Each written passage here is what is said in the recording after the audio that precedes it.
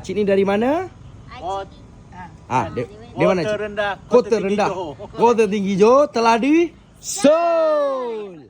Sebelum tu kita nak tanya Acik ni. Acik, apa makanan favourite Acik ni Dan makanan favourite. Cuba cakapkan sebagai isteri yang paling setia tahulah suami punya makanan favourite. Ikan pecel, ayam pecel. Ayam pecel digoreng ke dibakar? Bakar lah. Oh, Jawa lah ni Enak-enak. Yeah. Sowo. So kalau dekat Kota Tinggi tu tempat makan mana yang best? Favourite ke yang jadi favourite Acik lah? Cakapkan favourite kat mana? Kota Tinggi. Kedai makan apa tak kisahlah. Nasi ayam basir je lah. Oh, nasi ayam Basri. Basir. Basir.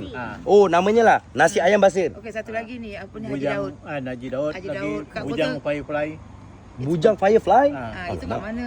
Kan Kat Penawar. dekat Bandar Penawar lah. Bandar Penawar. Kota Tinggi, Haji Daud. Restoran Haji Daud. Restoran Haji Daud. Apa makanannya tu? Macam-macam lah. Nasi kandar ada tak ada? Tak ada.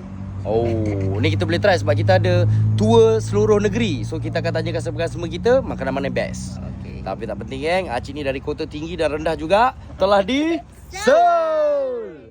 Tahniah Acik, terima kasih lagi sekali. Alhamdulillah.